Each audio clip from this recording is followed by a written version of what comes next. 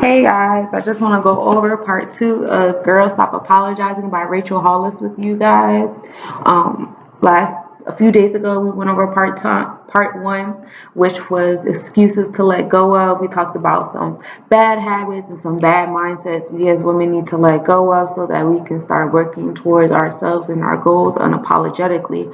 And now that we have cleaned house and got rid of all of those terrible habits, it's time to move forward and think of some behaviors that we need to adopt so that when we are in the routine of doing our goals and stuff, we don't fall back into those mindsets. The first behavior that she lists to adopt is stop asking for permission. Stop asking for permission to be yourself. It's okay to be you. It's okay to go against the grain. It's okay to be different. It's okay to not be that mom that you think other moms want you to be.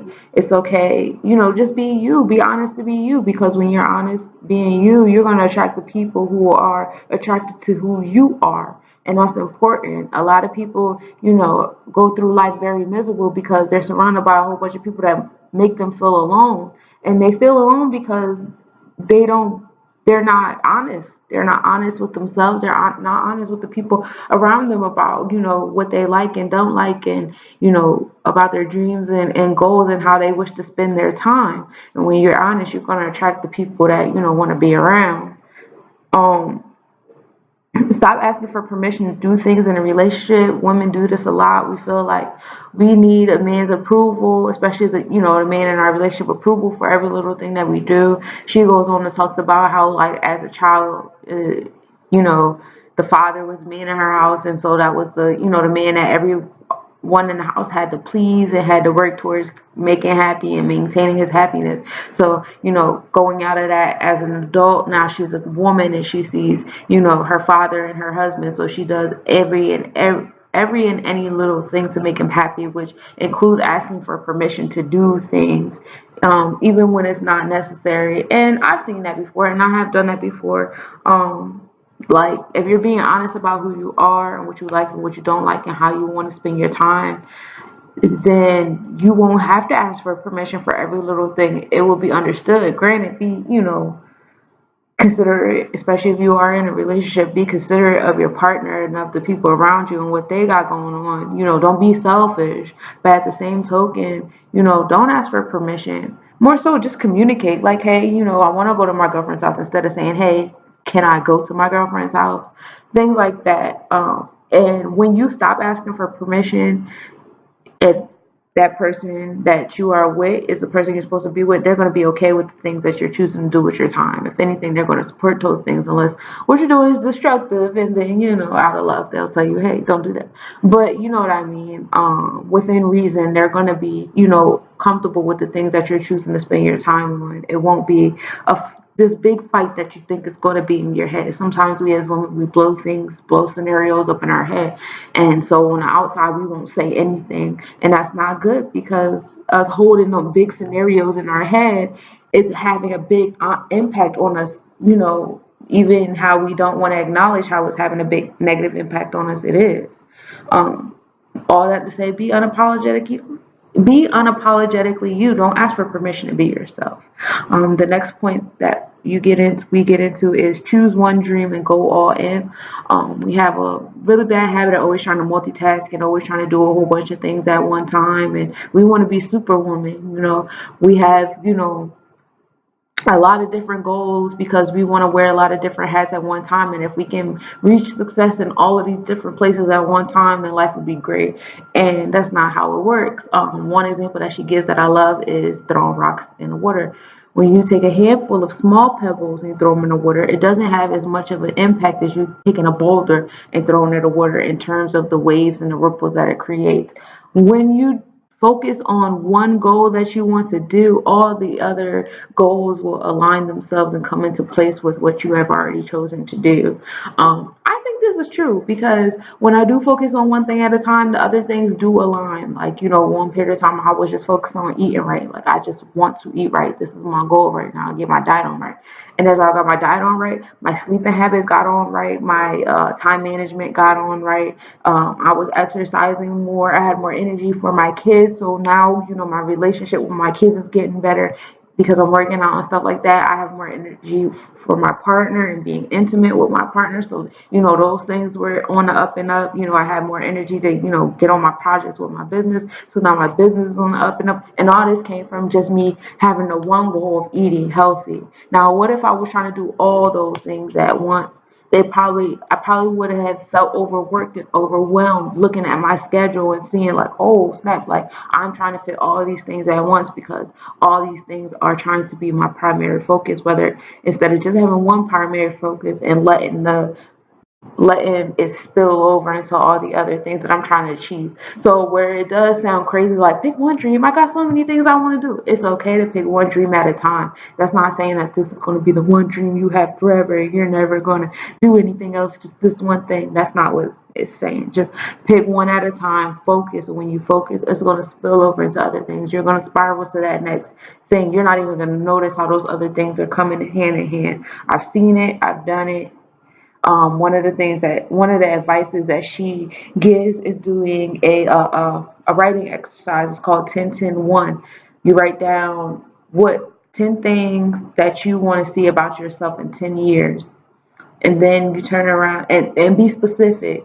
Be specific about how you want to live and how you feel and what's going on.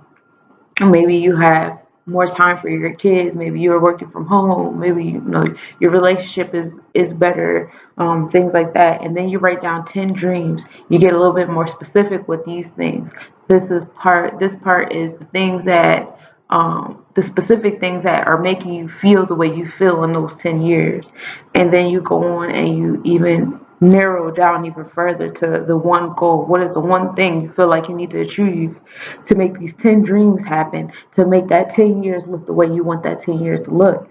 And every day, whether it's at the start of your day or at the end of the day, you write down 10 things that you are grateful for. And not grateful for on a grander scale, like, oh, I'm grateful for life and my no. 10 things that you're grateful for that happened that day. You got your kid to school on time that day. You got a 2 pages done in that book you're trying to write. You exercise for 10 minutes today instead of the 5 that you usually do. Stuff like that. I think that's good. I don't think. I know I'm going to start doing that 10 things of gratitude because I don't think myself enough.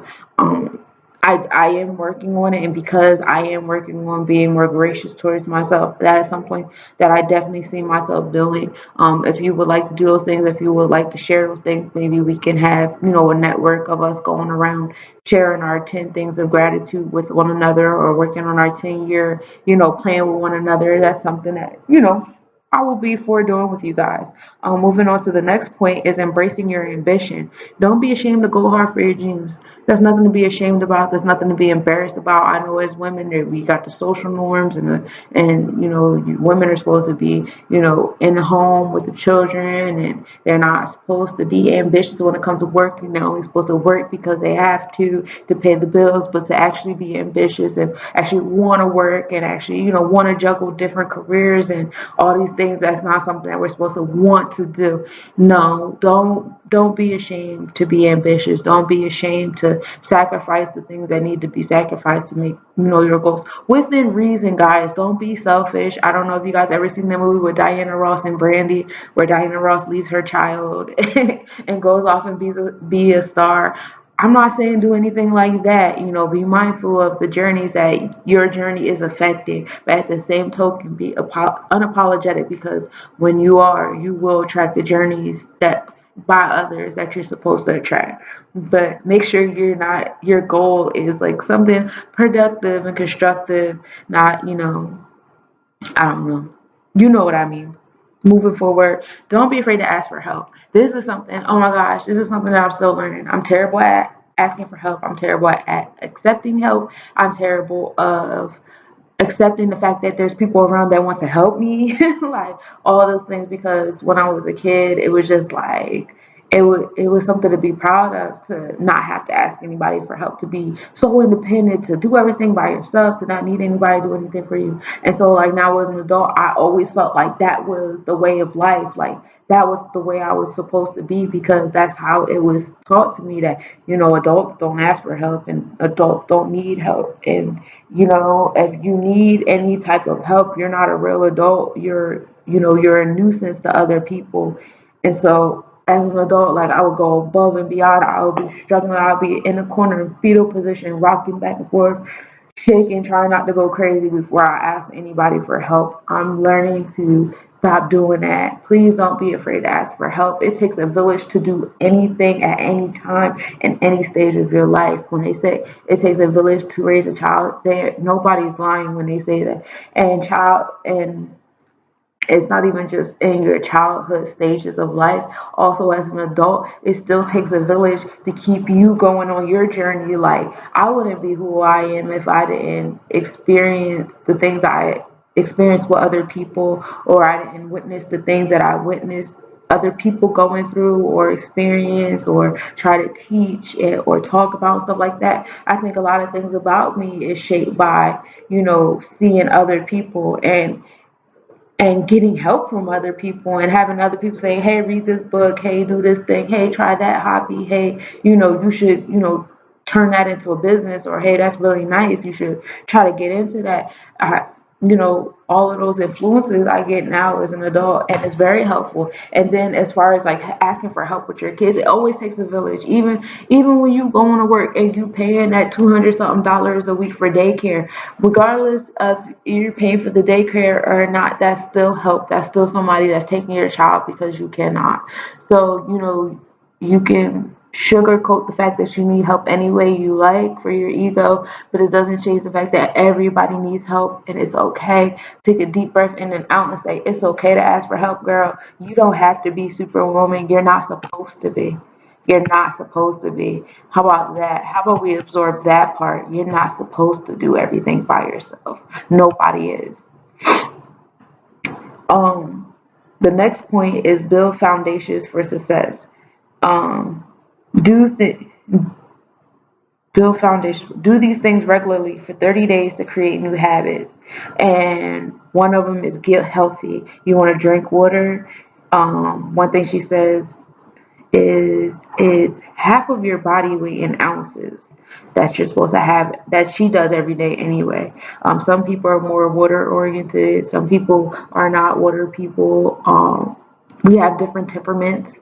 Um, I just learned that I'm also reading Metu Netter. If you want to, watch my videos from my other book reviews. Metuda is definitely a good one. And they, get in touch with how some people are more water than others and so on and so forth. And that's a whole nother book for a whole nother thing. But anyway, going forward, you wake up an hour early. That hour early is definitely love. I started getting up an hour early before I have to get my youngest one up for his day. And I do get a lot done during that hour. I'm not even gonna lie, these last 2 weeks I've been slipping on that hour. And because I have been slipping on that hour, my days have been crazy, unorganized. I've been tired and sluggish and not productive and everything. And I don't really like it. And I'm in the process of trying to get myself back together, because I've been doing so well, and I want to keep that up because it's a really good feeling. But I still haven't been as productive. It's just not in order. I like order in my day. It made me feel good. But anyway, that 1 hour early be everything. Just wake up an hour earlier than what you usually do. And, it sounds like it's a hassle, but it's not, because it's for you. Like, I'm not saying get up and do stuff. No, you can use that hour to just get up and get your thoughts together. Sometimes that is what you need, just to have that cup of coffee and read those couple pages of silence of that book that you meant to read, or write those couple pages, or just do some deep breathing and meditation, and prepare yourself for all the things that you're about to endure during the day. That's important. That 1 hour, please try that. Try that for like at least 2 to 3 weeks. 3 weeks is when you make it a habit. And if it ain't a habit by the end of those 3 weeks, then maybe the hour ain't for you. But I'm telling you, do that hour. It is everything. Cut out junk food. Cut out one junk food. You cut out one junk food for 30 days. Eventually, it leads to you cutting out other things. what made me stop eating junk food altogether was the sensitivity of my teeth, and now my body's getting to the point where it's telling me, girl, I don't have the will no more. Jesus got the will over here. My body be like, nah, you're not eating that no more. We're not eating that no more. So I'm really like down to just eating fruits and crackers for snacks. I'm not even gonna lie to you, but it's a good feeling though. It's a feeling. It's a good feeling, and I love the fact that I can go grocery shopping and I don't spend as much money on snacks as I used to. So my grocery bill is looking real nice. But cut one junk food out for 30 days. Move your body every day for at least 30 minutes.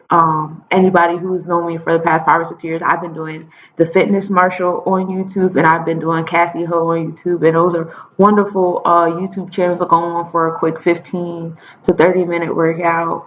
And they're fun. They don't even feel like they last that long. And sometimes those 30 minutes kind of run off and they'll last a little bit longer than that.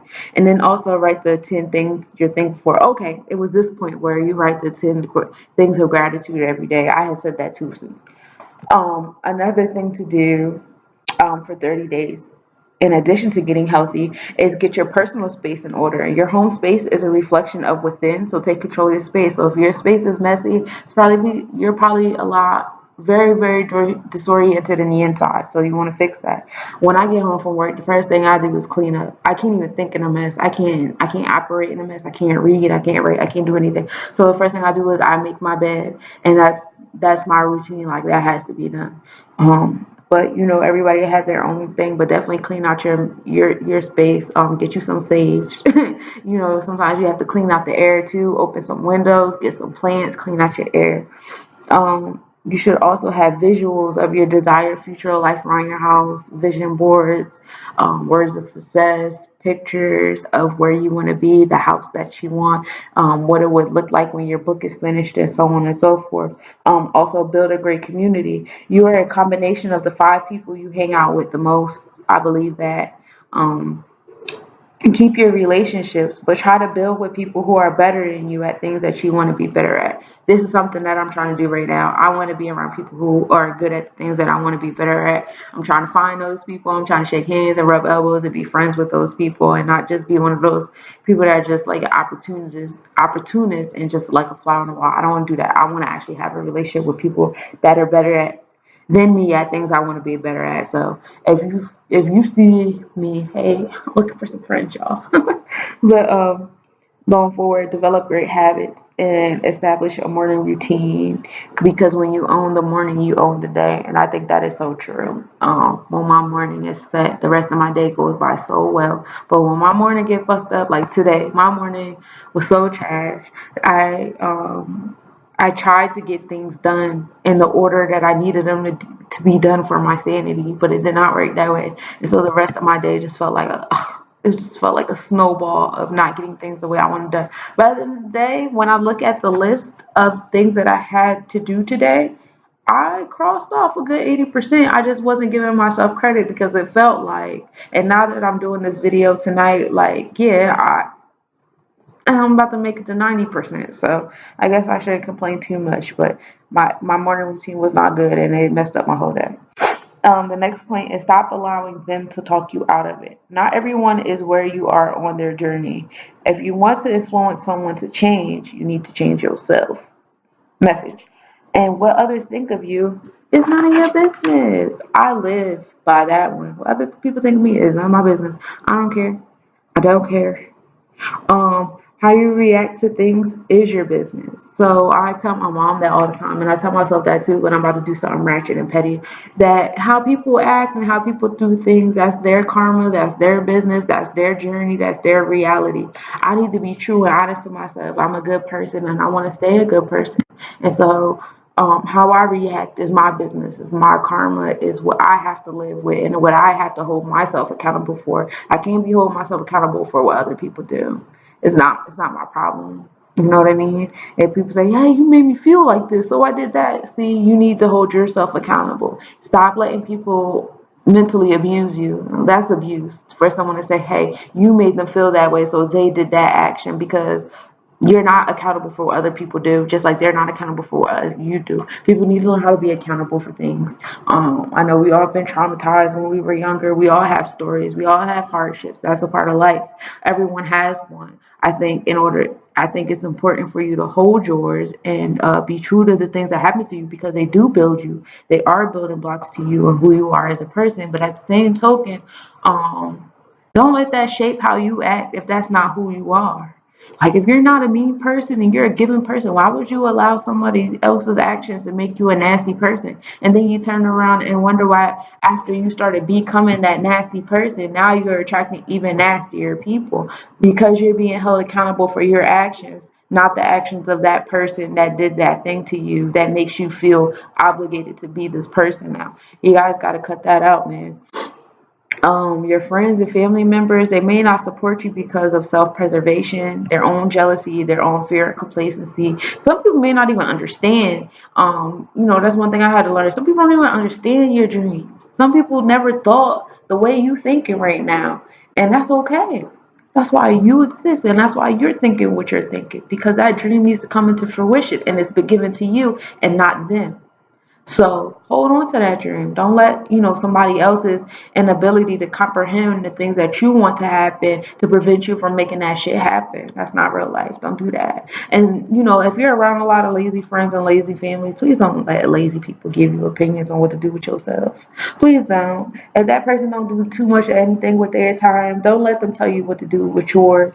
If that person is not living the life and the values that you live, why are you allowing them to have a say so? That girl ain't got no man. She got kids by a whole bunch of different men and she's bitter and she don't like men.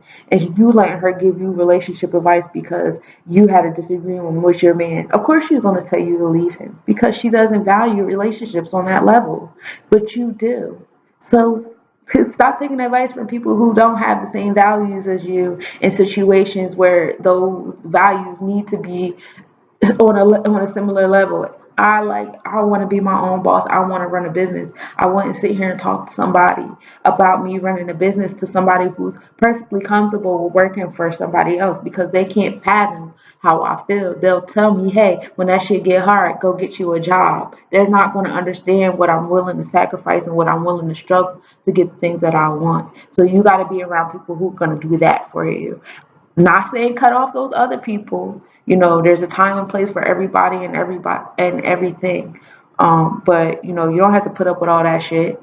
You can put boundaries around your relationships and put your relationships with labels like this is the friend that I can't talk about business with because they don't understand. But you have a plethora of other things you can talk to them about and so on and so forth. I think you guys get where I'm going with that. But you can't, fault them because, like I said, some people just don't have the ability to comprehend the things that you want, and that's okay. All relationships involve inconveniences. I know some people, they'll be like, "Oh yeah, I'll watch your kids while you do that new job or while you have that business or while you go to school or while you write that book." And then after week two, they're like, "All right, now I don't want to watch your kids no more. All right, now I don't want to keep giving you money no more. All right, now you got to get off my couch." Like those people are just so because if you're willing to make sacrifices and make investments into your dream, and if they're really your friend or and they really support you, they'll be willing to make sacrifices and investments into your dream as well, because what's going to happen is it's always going to come back. Good always come back, but you got to be mindful of who you ask for help from. You can't ask for help from everybody, and you know that, so stop doing that. You purposely putting yourself in situations that you shouldn't be in, and situations that make you miserable. Don't do that to yourself. But when you're dealing with people like that and you feel like they're always putting you down and they're not fully understanding, here are some questions to ask yourself to reflect on that relationship, to decide whether or not that person needs to stay around, because sometimes we gotta let people go to get to our next level. And you know what, I have been at a point in my life where I felt like everybody was going to their next level and I was left behind and I was on some dolo shit, and honestly that's what I needed. I think everybody kind of has that period of time where they feel like everyone kind of leaves them and they have to get like this period of solitude to like level up real quick. And I had that, and when I listened to celebrities and and authors and motivational speakers, they all talk about that one moment where they had to be alone. And it's always during a hard part of their life. And when they get through that part, they always level up. So maybe, you need to level up and be alone. Maybe that person that can't see your dream need to level up and be alone so that, the next time you see them again in your next stage of faith, your next stage of life and their next stage of life, they could be like, oh yeah, you remember, you used to be telling me all that shit, da da da. I read these books now. I do this now. And that has happened. Like, I has happened on my end. I have reached out to people that I used to follow on Facebook like 6, 7, 10 years ago and be like, yo, you was talking crazy, yo, and I did not understand or appreciate you. And I'm so sorry because you wasn't lying. And, some people have done that with me. But here are the questions. Ask yourself if this person should be in your life. Prepare before you see them. Sometimes you got to mentally prepare yourself for people. If you know you're going to a family event and these family members act a certain kind of way, sometimes you got to mentally and emotionally prepare yourself. Like, I got family members that don't understand why I eat the way I eat. And when I come around, it's, oh, here she come. Here she come. And I don't even present myself that way. I eat that way because that's how I want to eat.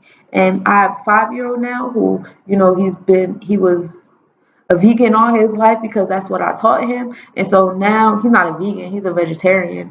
But now he won't eat meat. That's who he is now. And that's not because I'm like, you're less than me if you don't eat. No, that's not how I'm trying to be. But, when I'm around those family members that don't understand, I prepare myself. You have to sometimes. And plan intentionally to make it easier. One of the examples she get is like, not asking for permission from your partner, but like, prep for the goals that you're working on and communicate the inconveniences with your partner or the other people that are going to be in your network helping you do the things that you want to do. The last point that she makes is learning how to say no, which is something that I told you guys in the previous video. I had such an issue with telling people no because yes is how I get my attention. People come to me when they need things and I never say no. But I had to learn how to say no because I was holding myself back because I wasn't making time for me. But if everybody demands your attention, you'll never have focus, which is so true. If you allow others to dictate your schedule, they will. And it's not always on some selfish, intentional shit. Sometimes it's really like if you allow them to fill your schedule, they will because they don't know what else you got going on. They don't know about those 10, 20 things that's been playing around in your head for this past week or so. They don't know all those things. All they know is what they're about to ask you for. And if it's not a hell yes, if you're not excited about it, if you don't feel like when you finish that project you're going to be proud, which is something that Cassie Ho said she wanted to do for her New Year's resolution. She does blog a lot of these on YouTube. I love her. But she was saying that, she has a habit of overfilling her plate. So what she did was she looked at all those things and was like, am I going to be proud when I finish this? Or is this just going to be like, I finished it. And if that's how it feels, get that shit off your plate. And I had to learn how to do that. And by me learning how to do that, whereas I still have a bunch of stuff on my plate, but it's a whole lot less and it's a whole lot more manageable for me. And I feel good about the things that are on my plate. There are things that I'm excited about and I really want to finish. And when you're telling people no, for those who don't know how to say no, respond ASAP. Be polite and honest and be firm. And sometimes less is more. Don't go into detail like no because da da da and feel like you have to have this whole like complete scenario as to why this no is valid. You don't gotta validate your no to somebody. Your no is no. As long as you say politely. I made up a word. As long as you say it politely and respectfully, yeah, no is no. And anybody who understands that no is no and they still respect you and the things you want to do, they're gonna, respect how you feel. So yeah, those were the 7 points on bad habits to let go of, and that was part 2. Part 3, I should have the video for that on Monday. Part 3 is what is part 3? Let's find out. Part 3 is skills to acquire. So we're gonna go over that, and it's 6 different skills that we're gonna go over, and that's gonna be exciting. I didn't get to it yet. I'm gonna get to it. I'm gonna read it tonight because I'm gonna be up on it anyway. But yeah, this is great. This is a great read so far. Very motivational, very inspiring, especially as a woman and as a mother to see another woman mother doing multiple things at once and loving what she does and balancing it all. and being honest with, all the trials and tribulations that come with it. I appreciate that because most celebrities won't give you that part. They always make it seem like everything is lavish. Even their failures are lavish, and she's here to tell you that that's not real life. So Monday, be on the lookout for my last review on that one. And then I'll also be on the lookout on my Instagram page, my Facebook page. I'll let you guys know the next book that I'm reading, so you guys can get it ahead of time before the book review comes out. Also on Sundays at 5 p.m. I'm on Facebook Live. You can check me out. Me and my son, we're going over Metu Netter. This Sunday is chapter 789. I do have a free PDF file. You guys can check out the free PDF file and read it on your laptops or your devices, or print it out as you go along, whichever one makes you happier. So you guys can do that. You could catch that on my Facebook or my Instagram if you're looking for the free PDF file, but the live video is definitely on Facebook. I'm thinking about doing Zoom because I would like something a little bit more interactive, but we'll see how that goes. Also, you guys can still check out the video for my Pluto retrograde, Taurus season, Scorpio full moon jewelry. Pluto is still in retrograde, so a lot of the jewelry from that collection is still very much relevant for the next 5 months until October. Also, my Gemini collection will be coming out at the end of this month, and I'll be doing a review for that. And hopefully in June, I will have an event to attend to that I'll be doing swag bags for. So expect a promotion for that coming out. And I'm keeping myself busy, man. I'm trying to. I want to and keep my time occupied so I can keep moving forward in my projects. I really want the store. I really want to make moves with you guys. I really want to spread knowledge and spread love and bring unity to everybody. And it all comes with us building ourselves first. That's why I love this book, because this book, I hope, helps build women up as an individual so that we can come together as a sisterhood, and then we could turn around and come together as a family and understand that there's a divine necessity for a masculine and feminine balance in this world. Everything is interdependent and everybody needs each other. So, but before we can even get to that, we need to learn how to build up on ourselves and recognize the things within us that are interdependent, and how important we are as an individual. And then once we get from there, we're going to go on to, sisterhood, how important sisterhood is. And then we're going to look at our brothers and we're going to say, hey, y'all are important too. So we're trying to do all that. That's the goal. That's the goal, because that's the ladder, and that ladder is important. We need that. We definitely need that. The way this world is turning and how everybody want to be separate and individual and loners, and we definitely need that unity. That unity is what's going to save lives. So yeah, that's what I got going on, and I appreciate you guys for tuning in. Um, yeah, have a good night, everybody.